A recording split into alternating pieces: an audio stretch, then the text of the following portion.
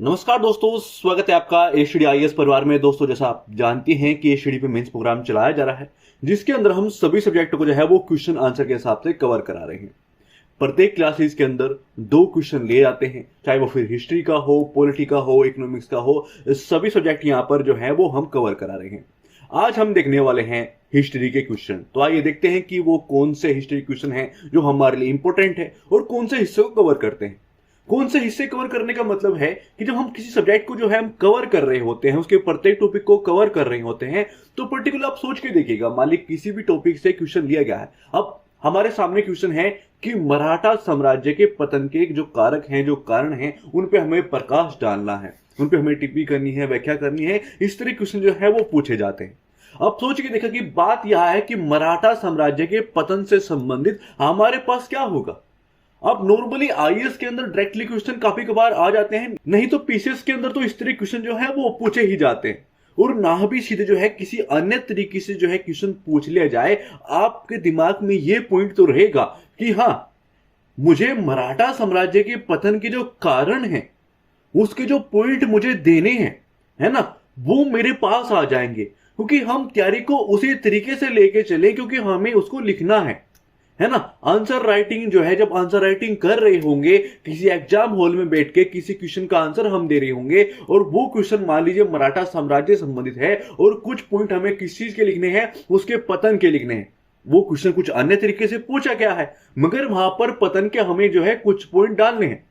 अब आपके पास उस तरीके से पॉइंट होंगे, पतन के बारे में ऐसा था वैसा था, वो तो ठीक है, मगर सीधे पॉइंट आपके पास होंगे तो आसान हो जाता है। फिर ऐसे पेन करके सोचना नहीं पड़ता कि हाँ, जब पतन लिखने के पॉइंट, जब बारी आए कि हाँ मुझे पतन लिखना है उनके और कुछ पॉइंट उसके डालने हैं, तो मेरे लिए चीजें आसान हो गई, क्योंकि पॉइंट मेरे पास सीधे डायरेक्ट थे, है ना। यहां पर आपने चीजों को जो है वो कवर किया गया था। आप सोच के देखिए कि मराठा साम्राज्य के पतन के कुछ पॉइंट तो हमारे कवर हो गए, यानी कि किसी एक टॉपिक से, क्योंकि मराठा साम्राज्य है, एक चैप्टर है, उसका पतन के जो कारण है वो हमारे पास आ गए हैं।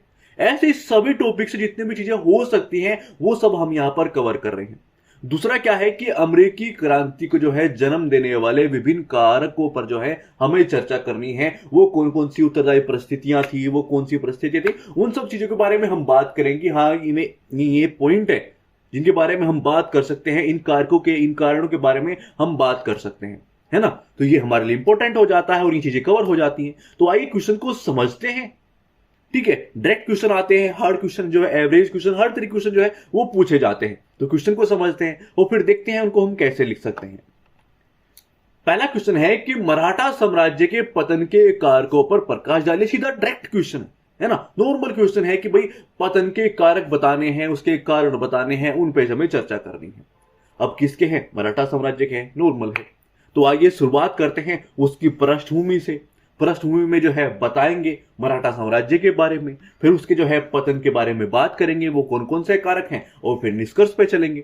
ठीक है, 3 माध्यम चीजें हम काट के चलेंगे। आइए बात करते हैं अब पृष्ठभूमि के। पहला पॉइंट खत्म कर लेते हैं। मराठा साम्राज्य जो है 17वीं शताब्दी के अंत में जो है और 19वीं शताब्दी के मध्य तक भारत में एक प्रमुख शक्ति था। ये आप भी जानते हैं, यदि आपने थोड़ा सा अच्छे से हिस्ट्री को पढ़ा है, और सभी जानते हैं, है ना। यह जो है 17वीं शताब्दी में मराठा शासक शिवाजी द्वारा जो है स्थापित किया गया था और 18वीं शताब्दी की शुरुआत में जो है पेशवा बाजीराव प्रथम के जो शासन में अपने चरम पर जो है वो पहुंच गया था।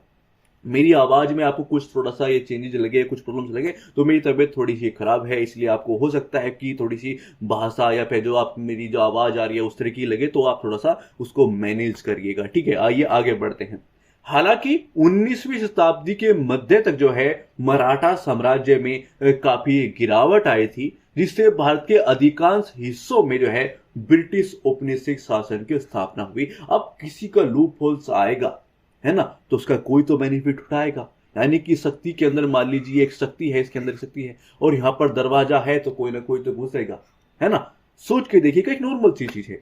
मगर इससे बड़ी चीज क्या है, तो नॉर्मल बताने वाली बात होगी, क्योंकि हमें बात करनी है अब पतन की। हम मुख्य भाग की ओर जा रहे हैं, है ना। हम किसी क्वेश्चन का आंसर लिखते हुए मुख्य भाग की ओर जा रहे हैं। हमने पृष्ठभूमि के बारे में बात कर ली, तो उस पृष्ठभूमि की लास्ट लाइन के अंदर मैं बार बार बोलता हूं कि आने वाला जो भाग है, जिसके बारे में आप बताने वाले हैं, जिसके आप पॉइंट देने वाले हैं, उसकी पृष्ठभूमि जो आपने खत्म की है उसकी लास्ट में लिख देनी चाहिए ताकि एक प्रभाव बना रहे।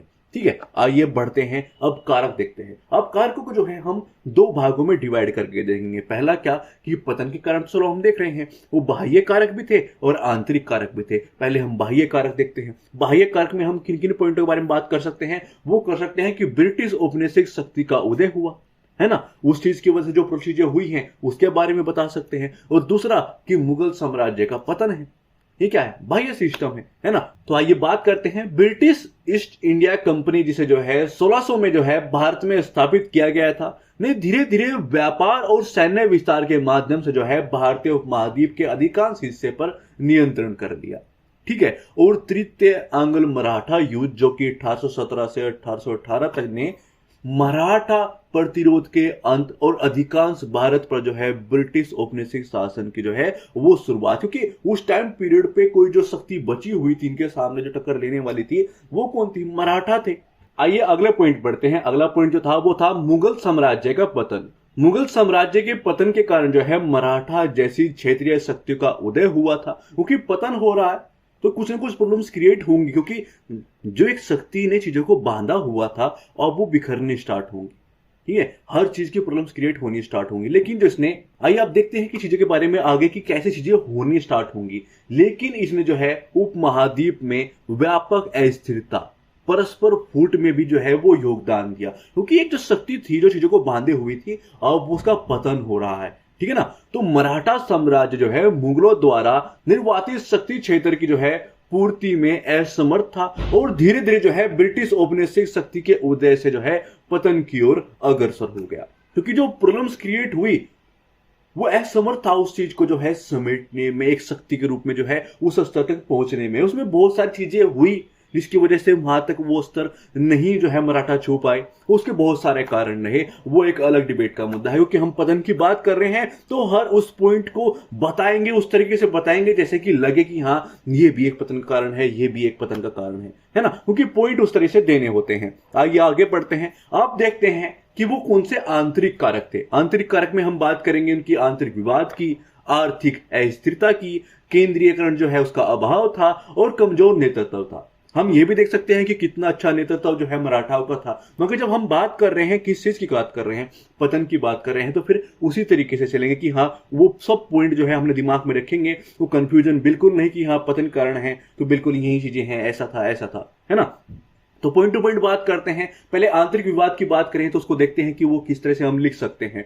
मराठा साम्राज्य जो है स्वतंत्र राज्यों के एक संघ से बना था, जिसमें जो है प्रत्येक संघ का अपना शासक था। ये शासक जो है अक्सर एक दूसरे के विरोधी होते थे और जो है सत्ता संघर्ष में लगे रहते थे। इससे जो है साम्राज्य बाह्य आक्रमणों के लिए जो है वो सुबेद हो जाता था। अपने क्षेत्र की जो शक्ति है वो कमजोर होगी, हम आपस में ही लड़ेंगे तो फिर चीजें ऐसा होगा ही। उदाहरण की बात करें, अपनी एक बात रखी आपने कि भाई हम बात कर रहे हैं आर्थिक विवाद की, ठीक है, तो इस तरह की चीजें हुई थी। तो आपने एक एग्जाम्पल भी दे दिया कि 18वीं शताब्दी के उत्तरार्ध में जो है पेशवा और गायकवाड़ शासकों के बीच जो है संघर्ष ने मराठा साम्राज्य को जो है वो कमजोर कर दिया। इससे जो है अंग्रेजों के हमले के लिए कमजोर बना दिया, क्योंकि एक ताकत आपके सामने आ रही है और आप जो है मजबूत होने के अलावा कमजोर होते जा रहे हैं, तो उसके लिए चीजें आसान हो जाती हैं आपको दरकिनार करने में, आपको हटा देने में, आपको उस महाशक्ति के रूप में बनने से आपको इधर कर देगी। ठीक है नहीं। अगला पॉइंट देखते हैं, आर्थिक अस्थिरता। देखिए मराठा साम्राज्य को जो है कृषि और व्यापार में घटते राजस्व, सैन्य खर्चों में जो है वृद्धि के साथ महत्वपूर्ण आर्थिक अस्थिरता का सामना करना पड़ा। और आर्थिक अस्थिरता जो है मराठा शासकों के लिए अपनी सैन्य शक्ति को बनाए रखना मुश्किल बना दिया था, जिससे जो है उनके राजनीतिक प्रभाव में गिरावट आई थी, है ना। तो अपना एक पॉइंट बता रहे हैं कि भाई हमने आंतरिक विवाद की बात की तो कुछ इस तरह की चीजें थी, हमने आर्थिक चीजों के बारे में बात की तो कुछ इस तरह की चीजें थी। हम बात करते हैं केंद्रीकरण के अभाव के बारे में, तो मराठा शासकों ने जो है अपने अधिकांश अधिकार जो है स्थानीय नेताओं को सौंप दिए थे, जो अक्सर स्वतंत्र रूप से जो है अपने हित में काम करते थे। इससे साम्राज्य के भीतर जो है सामंजस्य की कमी हुई और क्षेत्रीय गुटों को जो है उदय हुआ, जिन्हें जो है नियंत्रित करना थोड़ा सा मुश्किल हो गया था, क्योंकि चीजें उस तरह की होती जा रही थी, है ना। अब कमजोर नेतृत्व की बात करते हैं तो कि मराठा साम्राज्य में भी जो है कमजोर नेतृत्व के त्रस्त था। ठीक है, शिवाजी और बाजीराव प्रथम जैसे जो है मजबूत शासकों की मृत्यु के बाद जो है बाद में सक्षम नेतृत्व की कमी में जो है साम्राज्य के पतन में उसने योगदान दिया। तो ये कुछ आंतरिक कारक थे जिनके बारे में हमने बात की। वो कमजोर नेतृत्व की बात हो, आर्थिकता की सिस्टम की बात हो, तो आंतरिक विवाद की बात हो, केंद्रीकरण का अभाव हो, है ना। अपने इस तरह के पॉइंट आप दे सकते हैं और कुछ इस तरह की बात उस पॉइंटों के अंदर लिख सकते हैं जो आपके लिए इंपॉर्टेंट है। अब बात करते हैं निष्कर्ष की। देखिए, मराठा साम्राज्य का जो पतन है वो आंतरिक और बाह्य कारकों के संयोजन का परिणाम था। हमने दोनों के बारे में बात की कि जो बाह्य कारक थे वो ये थे, आंतरिक कारक जो है वो ये थे, है ना। 19वीं शताब्दी तक जो है केंद्रीय सत्ता का अभाव और कमजोर नेतृत्व और आर्थिक स्थिरता, ब्रिटिश औपनिवेशिक शक्ति के उदय और मुगल साम्राज्य के पतन तथा मराठा साम्राज्य के पतन के कारण थे। इसके बारे में हमने बात कर ली। ठीक है, अब बात करते हैं दूसरे क्वेश्चन की। दूसरा क्वेश्चन क्या है कि अमेरिकी क्रांति को जो है जन्म देने वाले वे विभिन्न कारणों के बारे में हमें चर्चा करनी है, उस पर प्रकाश डालना है, उसकी टिप्पणी करनी है, उसकी व्याख्या करनी है। इस तरह की चीजें आपको देखने को मिलेंगी। तो उन चीजों से घबराना नहीं है, हमें फोकस करके किन चीजों पर ध्यान देना है कि बात किसकी हो रही है। अमेरिका क्रांति को जन्म देने वाले वो कारक के बारे में हमने बात करनी है। तुम्हें कौन कौन सी परिस्थितियां क्रिएट हुई थी, वो क्या क्या कारण रहे थे, वो क्या ना क्या क्या घटनाएं थी, उनके बारे में हमें बात करनी है। तो शुरुआत किस चीज से करेंगे? पहले हम उसकी पृष्ठभूमि लिखेंगे, उसके बारे में बात करेंगे। ठीक है, तो आइए बात करते हैं। देखिए, अमेरिकी स्वतंत्रता संग्राम जो है औपनिवेशिक शासन में स्वतंत्रता के साथ समाप्त हुआ और विश्व में जो है एक लिखित संविधान के साथ जो है पहली लोकतांत्रिक सरकार की नींव रखी। इसने जो है संयुक्त राज्य अमेरिका में नई राजनीतिक, सामाजिक और आर्थिक संरचना का सर्जन किया। यह न केवल इंग्लैंड के औपनिवेशिक वर्चस्व के विरुद्ध युद्ध था, बल्कि इसके साथ साथ जो है अभिजात वर्ग और जो है प्रतिक्रियावादी तत्वों के विरुद्ध भी लड़ा गया। ठीक है नहीं, तो उसके बारे में हमने बात कर ली, क्योंकि हम क्रांति की बात करने वाले हैं तो उसके बारे में अब वो चीज आ चुकी है, वो कनेक्ट कर चुकी है। तो अब उन सब उत्तरदायी परिस्थितियों के बारे में बात करेंगे, उन सब कारकों के बारे में बात करेंगे, उन सब कारणों के, उन घटनाओं के। देखिए, लिखा कैसे जाता है, आपको उत्तरदायी परिस्थितियां बताइए, आपको कारक बताइए, वे कारण बताइए, वे घटनाएं बताइए, या फिर चंद घटनाओं या उन जो है परिस्थितियां, उन कारक, उन कारणों का नाम देके प्रॉपर की बोस्टन की टी पार्टी, है ना, सप्तवर्षीय युद्ध, वो 2-4 लिख के आदि लिख के चीजों को बनाया जाता है। कैसे क्वेश्चन क्रिएट जाता है उसको ना आप इतनी प्रैक्टिस यहां पर चीजें कर लो, दिमाग में रख लो कि हाँ, हम उस चीज को जो है भटकना नहीं है, हमें रखना है कि भाई हाँ, हमसे चीजें वही पूछी जा रही हैं, हमसे कारक ही पूछे जा रहे हैं, है ना। उसको जो है साफ बना के भेजा जाए या फिर सीधा जो है भेजा जाए या फिर जलेबी बनाई जाए, कुछ भी बनाया जाए, हमें फोकस रखना है कि हमसे एक्चुअल में वो क्या जानना चाहता है। यदि हम वो समझ पाए कि वो एक्चुअल में हमसे क्या जानना चाहता है तो नॉर्मल हो जाती हैं चीजें। ठीक है, तो आइए उन सब घटनाओं के, उन सब उत्तरदायी परिस्थितियों के, उन कारक, उन कारण के बारे में बात करते हैं। टाउनशेंड अधिनियम, ये हमारा फर्स्ट पॉइंट होगा। बोस्टन टी पार्टी, सप्तवर्षीय युद्ध और 2-3 अन्य कारण जो है उनके बारे में हम बात करेंगे, जिससे हमें अपना आंसर लिखना है, उन पॉइंटों का इस्तेमाल करना है और उनके बारे में अंदर बताएंगे कि वो किस तरह की चीजें हुई थी। ठीक है, टाउनशेंड अधिनियम की बात करें तो वर्ष 1767 में जो है ब्रिटिश मंत्री टाउनशेंड ने जो है कांच, कागज, चाय और पेंट आदि पर नए कर जो है वो आरोपित कर दिए। अब कोई समस्या आएगी तो फिर उसका विरोध होगा। तो ऐसा ही हुआ कि अमेरिका ने इसके जो है चीजों का विरोध किया, है ना, और ब्रिटिश वस्तुओं का बहिष्कार किया। इस विरोध के जो है फलस्वरूप ब्रिटिश सैनिकों द्वारा 5 अमेरिकों की हत्या कर दी गई, जिसे जो है हम बोस्टन नरसंहार के रूप में जानते हैं। और यहां पर उन्होंने किस तरह के नरसंहार किया था वो किसी से छुपा नहीं है, हालांकि छुपाया गया है हिस्ट्री के अंदर। बहुत जो आंकड़े हैं वो बहुत छोटे हैं। मशीन गन जो है पब्लिक पे चलाई गई है, जलियांवाला बाग हत्याकांड, बहुत सारी इस तरह की चीजें हैं जो शायद हमें पता भी नहीं होंगी, जो चीजें हुई होंगी। और जिस तरह के आंकड़े हमारे सामने आते हैं वो पता नहीं कितने गुना होंगे उससे। यहां पर किस तरह की नरसंहार वाकई इसको कहते हैं। मैं ये नहीं कह रहा कि वहां पर चीजें अच्छी हुई या फिर इस तरह की चीजें बात बताऊं, नहीं, देख, वो जिस तरह की बातें, जिस तरह के कारनामे उन्होंने यहां पे किया ना, जिस तरह की गंदगी उन्होंने यहां पर मचाई है, जिस तरह को दिखाया है कि वो कितने घटिया बेकार इंसान थे, वो यहां से एग्जाम्पल जो है उनको रियल एग्जाम्पल मिलता है ना। आइए अगले पॉइंट की ओर बढ़ते हैं, क्योंकि फिर चीजें अलग और चली जाती हैं, है ना। अगला पॉइंट देखते हैं, वो है बोस्टन टी पार्टी। देखिए, वर्ष 1773 में एक नया चाय अधिनियम को जो है चाय के आयात पर कर आरोपित करने हेतु जो है वो पारित किया गया था, जिसका जो है अमेरिकियों द्वारा विरोध किया गया। आदिवासियों के रूप में जो है कपड़े पहने और अमेरिकियों का एक समूह जो है जहाजों पर चढ़ गया बोस्टन जो बंदरगाह था उस पर जो है समुद्र के चाय के जो गट्ठे थे जो उनको ना फेंक दिए। और इसको क्या बोलते हैं, इसको बोस्टन पार्टी बोलते हैं, क्योंकि एक विरोध जो चीजें हैं वो हम बात कर रहे हैं कि हाँ ये सब चीजें होने लगी थी, ये सब जो है ये चीजें हैं। ठीक है, सप्तवर्षीय युद्ध की बात करते हैं। वर्ष 1763 में जो है सप्तवर्षीय युद्ध का अंत तब फ्रांस से जो है इंग्लैंड को कनाडा का हस्तांतरण, अमेरिका के दिमाग में जो है जो प्रॉब्लम्स थी कि भाई यहाँ जो उनकी चीजें दिमाग में आती थी कि फ्रांस से हमले का जो डर था वो दूर हो गया। वे अब जो है पूरी तरह से ब्रिटिश प्रतिकूलताओं का जो है मुकाबला करने पर ध्यान केंद्रित कर सकते थे। वो जो दिमाग में जो चीजें थी कि यहाँ से चीजें हो सकती हैं वो अब निकल चुकी थी। ठीक है, तो ये पॉइंटों के बारे में हमने बात की। अब करते हैं कुछ अन्य पॉइंटों के बारे में। तो ग्रेनविले उपाय, देखिए ब्रिटिश प्रधानमंत्री जो ग्रेनविले ने है अधिनियम को एक जो है श्रृंखला पारित की जिसमें जो है अमेरिकी उपनिवेशों के हित जो है वो प्रभावित हुए। वे कौन कौन से थे? 1764 का चीनी अधिनियम। अब सोच के देखिएगा कि एक बच्चा जो है बात कर रहा है उन अधिनियम की और उनका जिक्र तक ना करे तो फिर क्या होगा। सोच के देखिए, नॉर्मल सी चीज है कि हर बच्चा मेंस लिखेगा। हर बच्चे का मतलब जो मेंस लिख रहे हैं वो अपना मेंस अपना आंसर लिख रहे हैं।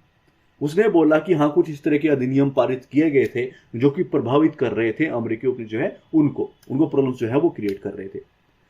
अब उनका हम जिक्र तक नहीं करते हैं, एक दो का जो है जिक्र नहीं करते हैं, तो फिर क्या होगा, वो एक छाप नहीं छोड़ पाता, एक प्रमाण नहीं चीजें। तो हमें ऐसे गलती नहीं करनी है। ठीक है, 1764 का चीनी अधिनियम, 1765 का जो है स्टाम्प अधिनियम, द क्वार्टर रिंग एक्ट आदि जो है इन उपायों का उपनिवेशवादियों ने कड़ा विरोध किया। उन्होंने जो है नारा दिया कि नो टैक्सेशन विदाउट रिप्रेजेंटेशन।